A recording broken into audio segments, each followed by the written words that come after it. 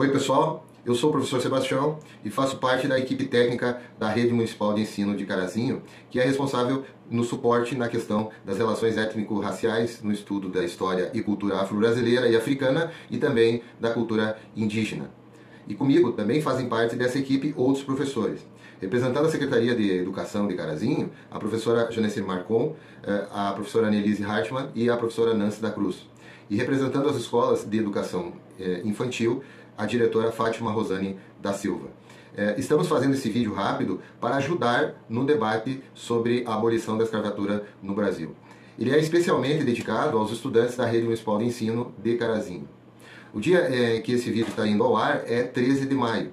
E como você sabe, e já estudaram, não é? No dia 13 de maio de 1888, foi assinado no Brasil a lei que abolia e, por consequência, proibia a escravidão no Brasil. Né? Lembra que abolir significa fazer cessar, tornar extinto. Então, essa lei do dia 13 de maio de 1888, abolia, tornava extinta a escravidão no Brasil. Então, neste ano de 2022, fazem apenas 134 anos desde a abolição. Mas vamos lembrar o que você estudou a respeito do que aconteceu e de como se chegou a esse dia da abolição da escravidão. Lembra que os portugueses chegaram no Brasil em 1500, né? A partir daí, esse território ficou dominado por Portugal. E Portugal iniciou, então, um processo de exploração por aqui. Retirava o máximo das riquezas e das matérias-primas que pudessem encontrar. Mais ou menos 40 anos depois, os portugueses começaram a trazer pessoas da África como escravos. E esse processo de existir pessoas, seres humanos, mantidos como escravos aqui no Brasil, durou aproximadamente 350 anos. O processo de abolição da escravidão foi gradual, demorado, envolveu resistência e luta, e também foi um processo internacional, pois teve ação de outros países. Né? Então vamos lembrar um pouquinho de como isso aconteceu. Você já estudou lá que em 1500 os portugueses chegaram no Brasil, e por volta de 1540 começaram a serem trazidos os escravos, os africanos escravizados. Em 1822, veja, 1822, o Brasil passa a ser independente de Portugal.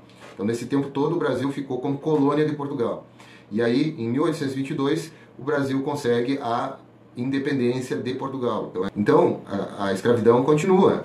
E o pessoal trabalhando principalmente nas grandes fazendas da região sudeste e do nordeste do Brasil. Lembra que já estamos agora falando do Brasil com um governo próprio. Então, o Brasil, nesse momento, é uma monarquia. E quem está no poder é o Dom Pedro I. Aí já começam a chegar ao Brasil as ideias de liberdade vindas lá da Europa. Lembra que eu falei que o processo de abolição foi também um processo com relação a outros países? Então, lá na Europa ferviam ideais iluministas que falavam sobre liberdade. Essa questão do pensamento iluminista é uma conversa para ti ter com o teu professor sobre esse assunto depois, né? Principalmente o pessoal do 8º e 9º ano. Então, essas ideias iluministas chegam ao Brasil e o Brasil, como tinha se tornado independente, começa também o processo de construir a sua Constituição. Lembra que a Constituição é aquele conjunto de regras das quais vão ser feitas as leis no país? Então, aí já em 1823, um político próximo e bem querido do Dom Pedro, o José Bonifácio, propõe a abolição gradual naquela que seria a primeira Constituição do Brasil. Então nós já temos lá em 1823, quando o Brasil se torna independente de Portugal, uma monarquia comandada por Dom Pedro I, a ideia de se colocar já a abolição da escravatura. E o José Bonifácio é o mentor disso, é aquele cara que bola isso e tenta colocar na primeira Constituição. Né? Aliás, esse José Bonifácio era um paulista aí que tinha estudado em Portugal, ele era de uma família de bastante dinheiro e veio de lá, de Portugal, lá da Europa, né, influenciado pelas ideias de liberdade. Acabou sendo nomeado ministro do Dom Pedro, só que não conseguiu que a proposta fosse aceita, porque o Dom Pedro sofria muitas pressões do pessoal que tinha escravos, que eram os escravocratas, né, principalmente os grandes fazendeiros. O Brasil, como era comandado por Dom Pedro, o próprio Dom Pedro acabou ditando uma Constituição e nela não prosperou a questão da abolição da escravidão. Né? É importante lembrar que tinha grande oposição à abolição. E quem que se opunha à abolição? Principalmente os fazendeiros de café, pelo medo de aumentar o custo de produção e de se acabar com a mão de obra barata que estava lá trabalhando nas fazendas. Continua durante todo esse tempo as pessoas se mobilizando para acabar com a escravidão. Essas pessoas são estudadas como fazendo parte de um movimento que a gente chama de movimento abolicionista. Várias pessoas de diversas camadas da sociedade se envolveu com isso. E algumas dessas pessoas do movimento abolicionista se organizavam em associações ou clubes. E essas associações organizavam a arrecadação de dinheiro para comprar a alforria dos escravos. Então, além de comprar os escravos e dar a carta de alforria, de libertação para os escravos, eles também faziam pressão para os políticos, tentando fazer passar alguma lei a respeito da abolição. É importante que a gente lembre que o movimento abolicionista foi impulsionado por ações de pessoas livres da sociedade e também da pressão dos próprios escravos que promoviam fugas, revoltas. Né? O pessoal não estava quietinho lá, eu sou escravo, vou ficar quieto. Né? Então tentava fugir a todo momento, fazia revoltas, organizava revoltas. Algumas dessas fugas aconteciam que levavam essas pessoas para esconderijos, né, bem distantes. Esses esconderijos, que tornavam-se depois uma comunidade, uma vila, eram chamados de quilombos. Né? Os quilombos eram essas grandes comunidades lá distantes das fazendas, onde estava gente que era fugida da escravidão, pessoas libertas que queriam morar lá e pessoas que queriam lutar também por uma sociedade sem escravidão.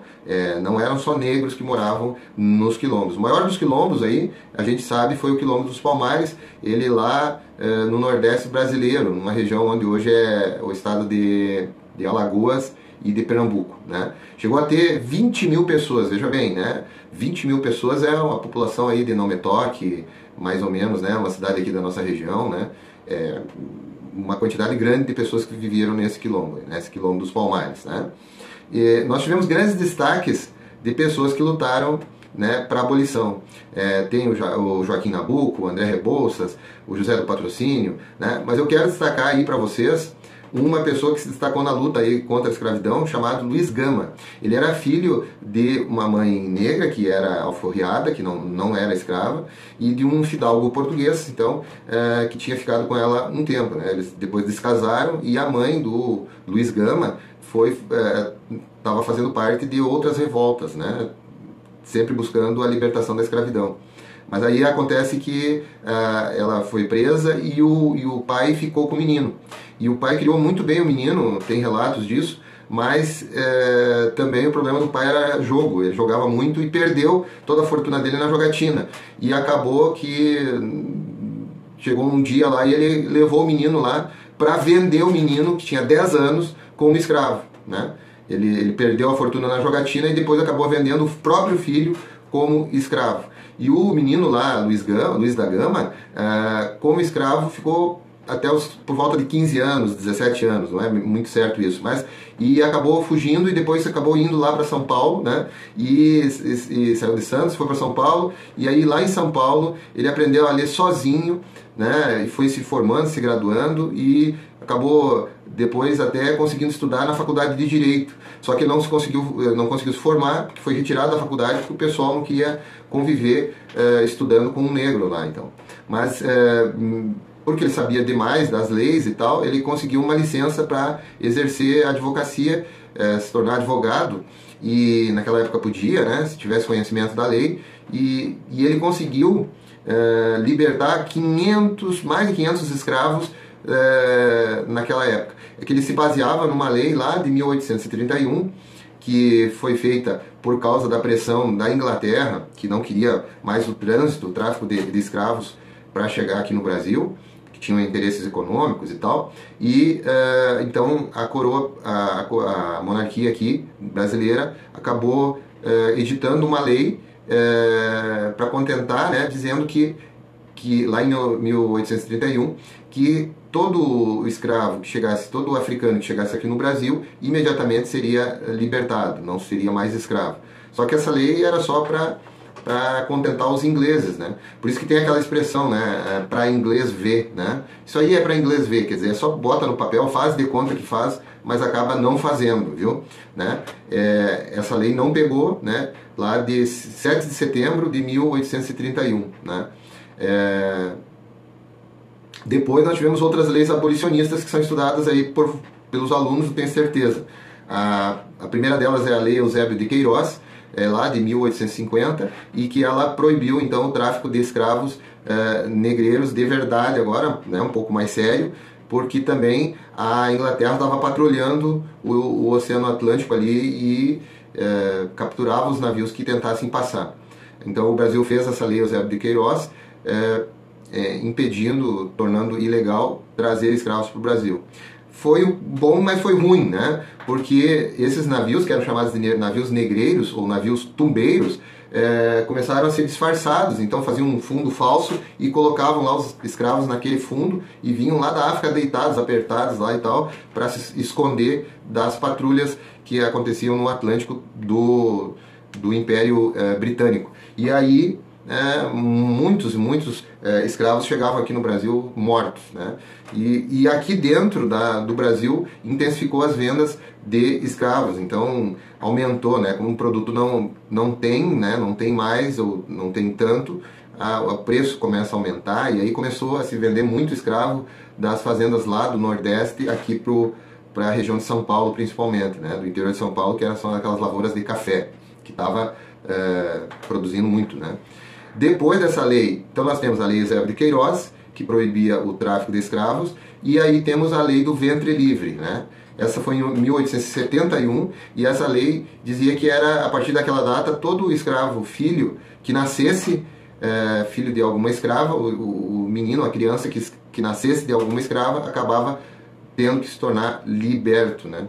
Mas veja bem, é uma coisa que é uma lei só para contentar, para contemporizar, porque na verdade a criança nascia, ela tinha que ficar com a mãe, e a mãe era escrava.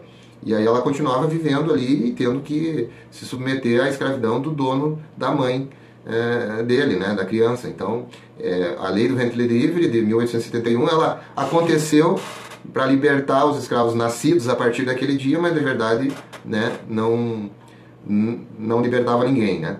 O detalhe é que pouca gente sabe que essa lei foi assinada pela Princesa Isabel, que depois vai assinar a Lei Áurea, que é a lei que termina com o tráfico de escravos, né? A Princesa Isabel realmente ela fazia coro, né? Queria o término da escravidão aqui no Brasil, mas não dependia só dela, né? Porque tinha toda uma pressão da sociedade, dos poderosos da sociedade daquela época, né?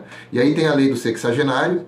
A lei em 1885, 3 anos antes da abolição da escravatura, foi uma lei também ridícula, que dizia que aquele escravo com mais de 65 anos passava a ser liberto, né?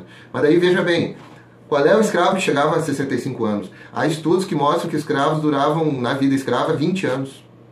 Então, e se porventura tivesse um escravo com 65 anos, o que ele ia fazer? Como é que ele ia se sustentar com 65 anos? Já não tinha mais força de trabalho e tal. Da época era terrível, uma pessoa que chegasse a 65 anos, né? Então foi considerada essa lei foi considerada a lei um fiasco nacional, porque de verdade não abolia nada, né? E aí, 3 anos depois, em 1888, 13 de maio de 1888, a Princesa Isabel assina a Lei Áurea, que liberta os escravos. Na época, tinham 700 mil escravos, mais ou menos, que ainda estavam trabalhando como escravos no Brasil, né? Isso representava mais ou menos cerca de 10% da população, né? E nessa época o clima estava muito tenso, quer dizer, a Lei Áurea foi feita em função das tensões que tinha na sociedade.